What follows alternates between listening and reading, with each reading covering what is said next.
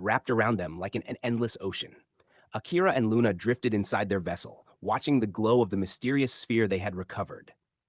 It pulsed faintly, like a living heart, illuminating the cabin walls with a strange, shifting light. Luna leaned closer, whispering, "It feels alive." Akira nodded, but his eyes remained fixed on the distant horizon of space, where fragments of broken worlds floated like shattered glass. The ship's sensors crackled. A signal appeared. Not random, but deliberate, like a voice hidden within static. Akira adjusted the controls, and suddenly a distorted tone filled the air, stretching into words neither human nor machine should understand. Yet the meaning slipped directly into their minds. Seek the path beyond the veil. Time is not what you believe. Luna's breath hitched. Her hand trembled against the console. Akira, it's speaking to us. They followed the signal, pushing the vessel into an uncharted nebula. Colors shifted unnaturally, bending and twisting in ways no human eyes had ever seen. The closer they flew, the more reality itself seemed to ripple. Stars elongated, light bent backward, and for a moment, Akira swore he saw reflections of himself, thousands of him, scattered across infinite possibilities. Each reflection carried a different fate, one where he never left Earth, another where Luna was lost, another where the sphere burned their ship to ash. Inside the nebula's core, a colossal structure emerged. It wasn't built, it had grown. Towering spires of crystal stretched across miles, humming with resonance. At the center floated a gateway, circular and infinite, its edges shimmering like liquid starlight. The sphere in their possession pulsed faster, responding to the gateway as though recognizing home. Luna whispered, "This is it. This is where it belongs." The ship shook violently. A surge of energy lashed out from the gateway, pulling them closer. Alarms screamed, lights flickered, but Akira refused to turn back. "Hold on," he shouted. The vessel plunged through the shimmering veil. And suddenly, silence. When their vision cleared, they were no longer in the same universe. The stars here were colder, sharper, their light blue instead of gold. Gigantic ruins floated across space, remnants of a civilization older than imagination itself. Massive rings, larger than planets, drifted aimlessly, carved with symbols that shifted as Akira stared at them. They seemed to rearrange themselves, forming words in his mind. Guardians fell. The key remains. Luna pressed her hands together, awestruck. Akira, we're standing in the graveyard of gods. Their ship scanned the nearest ruin. A planet-sized monolith rotated slowly, glowing with dormant power. The sphere in their cabin lifted on its own, defying gravity, floating toward the front window. It wanted to go there. Akira hesitated, sweat forming on his brow. If we follow it, there may be no return. Luna touched his arm gently. Maybe there was never meant to be a return. With a deep breath, Akira engaged the thrusters. The ship glided toward the monolith, the ruins casting shadows across their hull. As they drew near, something awakened. The monolith split open like a colossal eye, revealing a vortex of swirling energy inside. A voice, ancient and powerful, filled their minds. "Travelers of the lesser world, you carry the heart of the lost realm. Do you seek passage, or do you seek truth?" Akira's throat tightened. Luna looked at him, eyes shimmering with fear and hope. He steadied himself and whispered, "We seek both." The vortex expanded, swallowing their vessel whole. Darkness, then light. They stood, not in their ship, but on a vast plain under an alien sky. Twin suns hung low on the horizon, casting long shadows across a land of glass mountains and rivers of liquid light.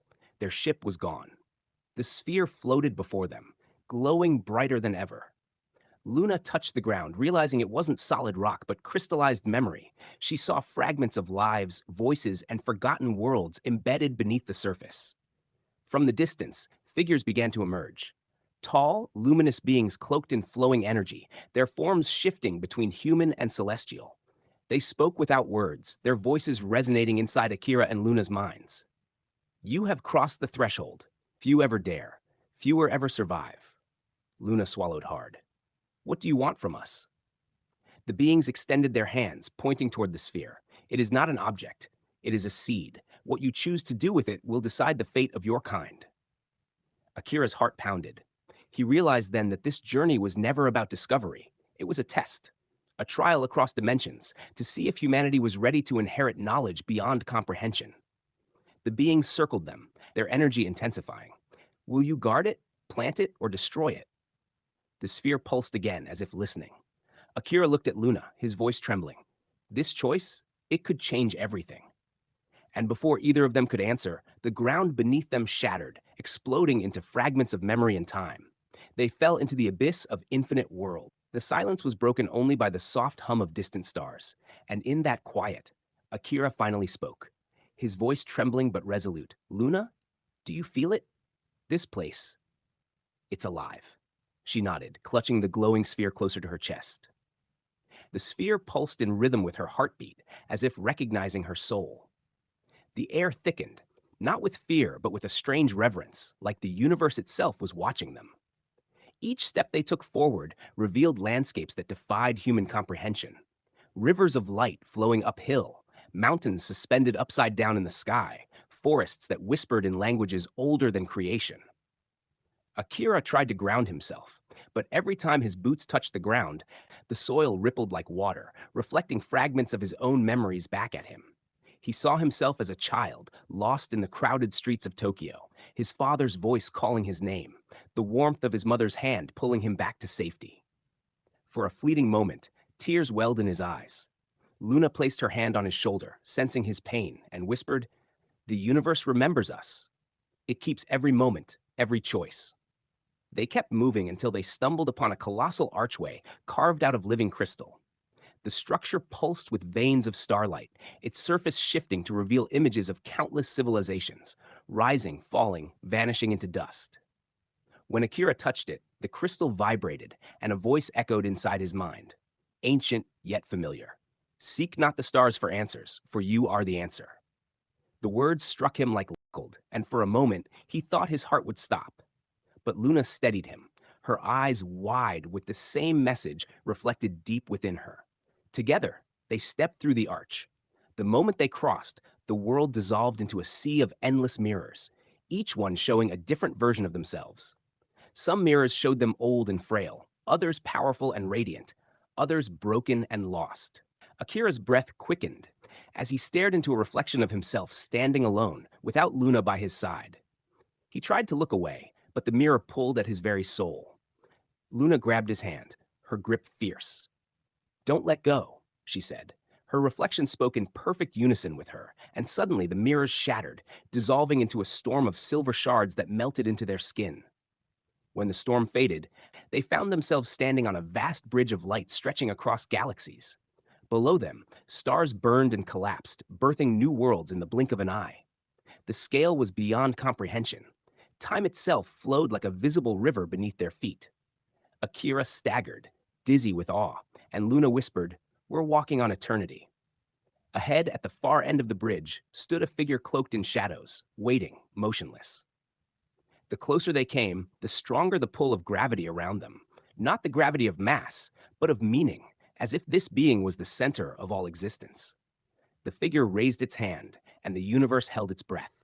Planets paused in their orbits, stars froze mid-flare, and even Akira's heartbeat slowed to silence.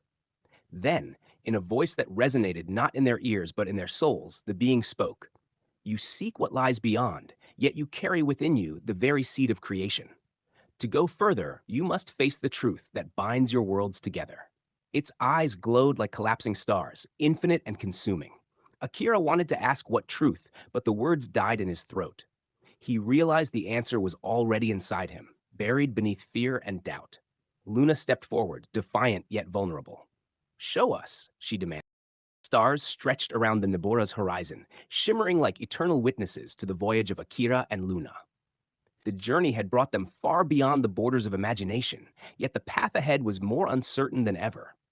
As the Nibora glided through the silent void, the luminous sphere in the chamber pulsed with a rhythm that echoed like a heartbeat of the cosmos itself. Luna stood gazing at it, her reflection shimmering within the glow. "Do you feel it, Akira?" she whispered. "It's like the sphere is alive, and it's calling us." Akira nodded slowly. "Not just calling, it's guiding. Every turn we've taken, every mystery we've faced, it's been leading us here." The navigation system flickered with strange coordinates, ones not plotted by any chart. The Nibora seemed to move on its own, weaving through cosmic streams of light as if pulled by an invisible force. Hours drifted like moments as the ship passed through corridors of ancient ruins, massive structures floating in the void, their architecture older than any known civilization. Pillars carved with unfamiliar symbols glowed faintly as the ship neared. This? Luna gasped, her eyes wide. This isn't just a ruin, it's a gateway. The luminous sphere vibrated, casting waves of light that synchronized with the carvings outside. The gate began to awaken, its colossal structures shifting as though responding to the sphere itself. Akira clenched his fists, torn between fear and determination. If we go through, there's no turning back. Luna reached for his hand. We've come this far together. Whatever lies beyond, we face it as one. The Nabora surged forward. The gateway unfolded, and suddenly the darkness gave way to a realm unlike anything they had ever seen. A city of light stretched before them, suspended in infinity.